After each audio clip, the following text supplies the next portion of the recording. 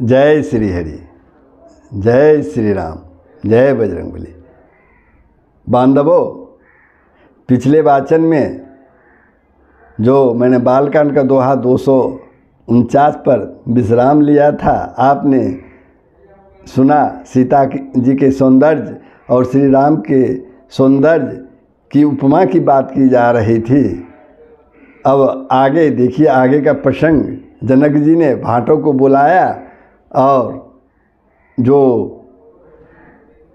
निर्णय था, राजा जनक का जो निर्णय था, प्रण था, उन्हें सुनाने के लिए कहा। भाट आए और राजाओं को संबोधित करने लगे। तो आगे का श्रवण आप ध्यानपूर्वक करें और आनंद लें। नृपभुज बलु विदुषी धनु राहु, गरऊ कठोर विदित सब काहू। रावण बानु महाभट भारे, देखी सरासन गवहीं सिधारे। राजाओं की भुजाओं का बल चंद्रमा है, शिव जी का धनुष राहु है, वह भारी है, कठोर है, यह सबको विदित है, सभी जानते हैं। बड़े भारी योद्धा रावण और बानासुर भी इस धनुष को देखकर चुपके से चलते बने।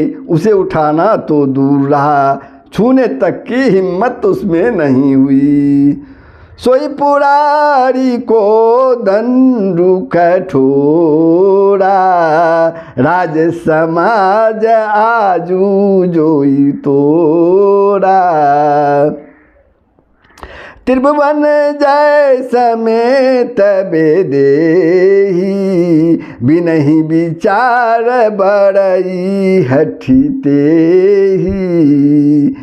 उस शिव जी के कठोर धनुष को आज इस राज समाज में जो भी तोड़ेगा, तीनों लोकों के विजय के साथ ही उसको जानकी जी बिना किसी विचार के हठपूर्वक वरण करेगी। सुनिपन सकल भूप अभिलाषे,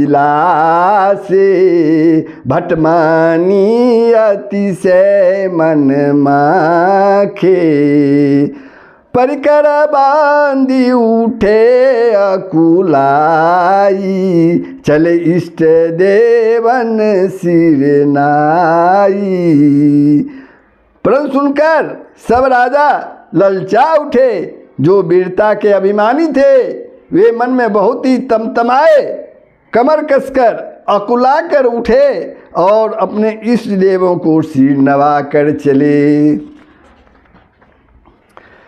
तमकिता की शिव धनु धरहि, उठई न कोटि भांति बलु करहि। जिनके कछु विचारु मन माही, चाप समीप महीप न जाही। वे तमतगाकर बड़े ताव से शिव जी के धनुष की ओर देखते हैं और फिर निगाह जमाकर उसे पकड़ते हैं, करोड़ों भांति से जोर लगाते हैं। करोड़ों भांति अपने पूरी ताकत से उसमें जोर लगाते हैं, पर वह उठता ही नहीं। जिन राजाओं के मन में कुछ विवेक है वे धनुष के पास ही नहीं जाते हैं। तम की धरहि धनु मूड निर्भय, उठई न चलई लजाए। मनु पाई भट बाहुबल, अधिकु अधिकु गरुआई। सियावर राम जय जय राम, सियापति राम जय जय राम। वे मूर्ख राजा तमक्कर किटकिटाकर धनुष को पकड़ते हैं, परंतु जब नहीं उठता तो वे लजाकर चले जाते हैं। मानो वीरों की भुजाओं का बल पाकर वह धनुष अधिक से अधिक भारी होता जाता है।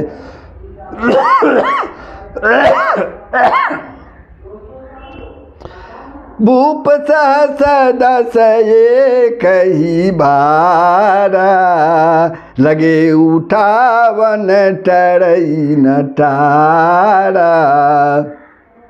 डगई न शंभु सरासनु कैसे, कामी बचन सती मनु जैसे। तब 10,000 राजा एक ही बार धनुष उठाने लगे। जो वहाँ 10,000 राजा थे वे सभी मिलकर एक ही बार धनुष उठाने लगे, तो भी वह उनके टाले नहीं टलता। शिव जी का वह धनुष कैसे नहीं दिखता था, जैसे कामी पुरुषों के वचनों से सती का मन कभी चलाया मान नहीं होता। सब नृप भय जोगूप भासी, जैसे बिनु विराग सन्यासी। किरति विजय वीरता भारी, चले चाप कर बर बसहारी। तब राजा उपहास के जोग हो गए, सभी राजा उपहास के जोग हो गए। जैसे बैराग के बिना सन्यासी उपहास के जोग हो जाता है। कीर्ति विजय बड़ी वीरता, इन सबको वे धनुष के हाथों बरबस हार कर चले गए। श्रीहत भय हारी ही राजा, बैठे निज निज जाई समाजा। नृपन बिलो की जन कुआ कुलानी, बोले बचन रोष जनुसानी। राजा लोग हृदय से हार कर हतप्रभ हो गए, श्रीहीन हो गए और अपने अपने समाज में जा बैठे।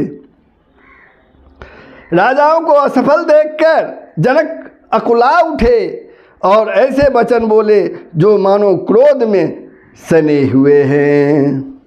दीप दीप के भूपति नाना, आए सुनी हम जो पन उठाना। देव धनुज धरि मनुज शरीरा, विपुल वीर आए रणधीरा। मैंने जो प्रण ठाना था उसे सुनकर द्वीप द्वीप के अनेकों राजा आए, देवता और दैत्य भी मनुष्य का शरीर धारण करके आए, तथा और भी बहुत से रणधीर वीर आए। कुंवरी मनोहर विजय बड़ी, कुंवरी मनोहर विजय बड़ी, कीरति अति कमनीय पावनिहार बिरंच जनु। रचेउ न धनु दमनीय, सियावर राम जय जय राम, सियापति राम जय जय राम। परंतु धनुष को तोड़कर मनोहर कन्या, बड़ी विजय और अत्यंत सुंदर कीर्ति को पाने वाला मानो ब्रह्मा ने किसी को रचा ही नहीं। कहु काहिए लाभु न भाबा, कहु न शंकर चाप चढ़ाबा। रहु चढ़ाऊब तो रख भाई, तिलु भरी भूमि न सके छड़ाई। कहिए वह लाभ किसको अच्छा नहीं लगता, परंतु किसी ने भी शंकर जी का धनुष नहीं चढ़ाया। अरे भाई, चढ़ाना और तोड़ना तो दूर रहा, कोई तिल भर भी भूमि से उसे नहीं उठा सका, नहीं छुड़ा सका।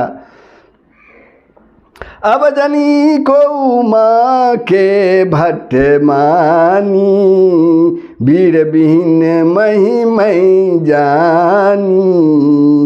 तजहु आस निज निज गृह जाहू, लिखा न विधि बेदेहि विवाहू।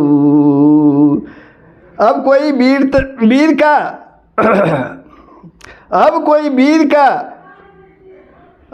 वीरता का अभिमानी नाराज न हो, मैंने जान लिया पृथ्वी वीरों से खाली हो गई।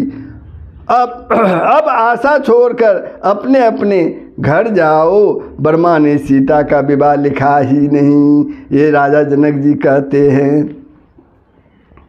सुकृत जाई जो पनु पड़ी हरहू, कुंवरी कुआरी रहूं का करहूं। जो जनतऊ बिनु भट्ट भूवि भाई, तो पनु करी होतऊ न हसाई।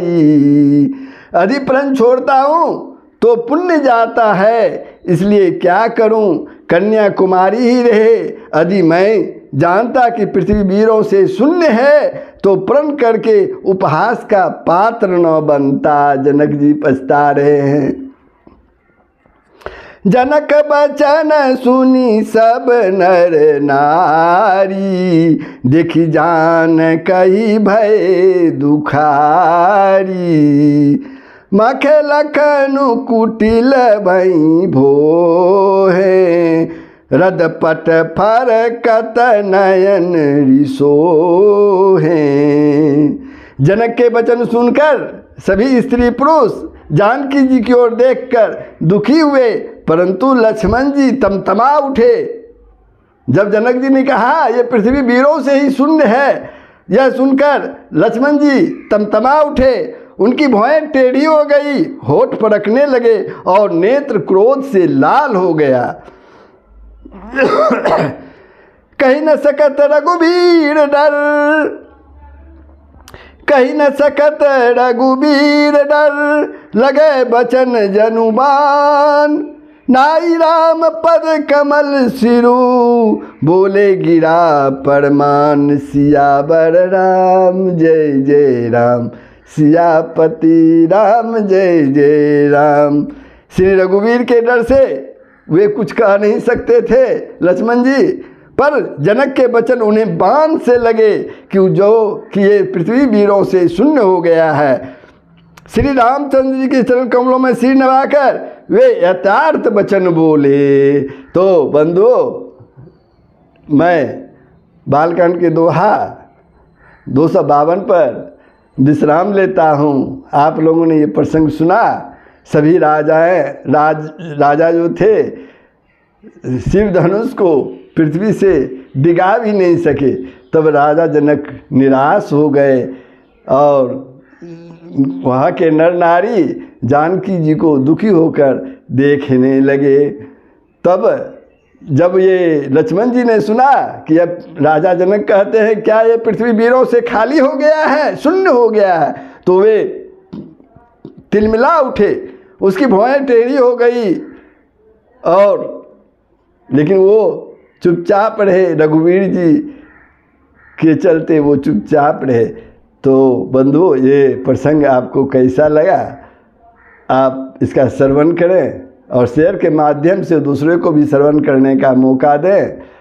और अगर दिनेश के वीडियो 49 को आपने शेयर नहीं किया है तो ज़रूर सब्सक्राइब कर दें और कमेंट में हमारी कमियों को ज़रूर बतावें कि ये पाठ भावार्थ सहित आपको कैसा लगता है, ज़रूर हमें सूचित करें।